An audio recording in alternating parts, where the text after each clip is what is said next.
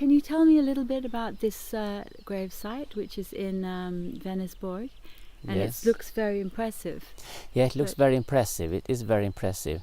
The father of Charles Andersson, Llewellyn Lloyd, he died in 1876 in Vänersborg, and his funeral was out here at Västra Tunhem's church, just about 10 kilometers outside Vänersborg.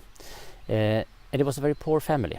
The Lloyd family and his daughter was living here in Vänersborg, and they could never afford a gravestone like this, because it was a very expensive thing to make. But in 1903, the son of Charles Andersson, Llewellyn Andersson in Cape Town, he got in contact with the family and friends of the family here in Vänersborg, and he wanted to have a proper gravestone on his grandfather's grave. Wow. So he paid for this. He was not here by himself, but he paid for this, so it was put up here around 1903, 1904.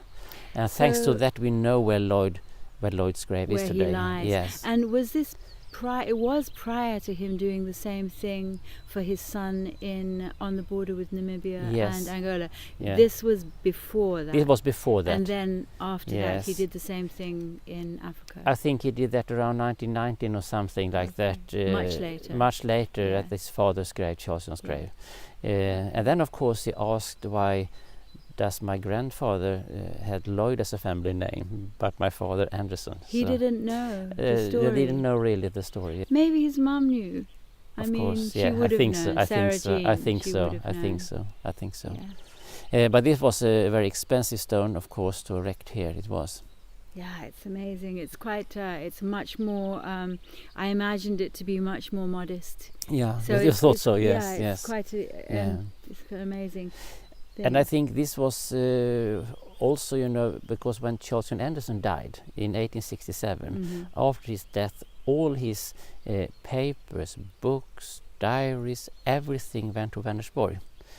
So what you have seen in Joburg, it was in Vänersborg at Lloyd's place, because you mean everything in Philip's Yes, I think so. I think was so. Once in Vänersborg. Yes, all the papers. But then when Lloyd died, it was sent down again to the family in Cape Town or Johannesburg. Yes. Okay, and we were glad it did, because I don't think it would have survived here in Sweden, because the family split up. The daughters had no children and nothing. So it was just housed in people's homes. Yes, it wasn't in the museum. Nothing in an archive. That just in private houses. So in fact, it's quite a good thing that it's collected together with I think Philip. it's very, very important that it was collected by the family there, because the daughters here the daughters of Lloyd, the sisters of Charles didn't have any family by themselves, so they lived alone, and everything was then. I think it would have been destroyed if it had been left here.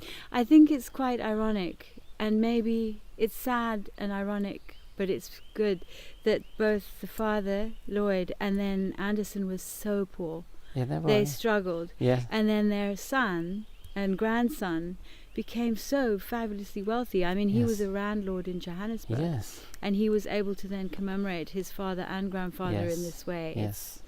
It's kind of has a bittersweet. The money came back to the family again, because Lloyd's father and grandfather, they were quite wealthy. Yes, so it came back. Yeah, it's interesting. But Lloyd was a little bit like a black sheep of the family, because his father, I think, would have hoped for Lloyd to become a bankman in London. Stay in London.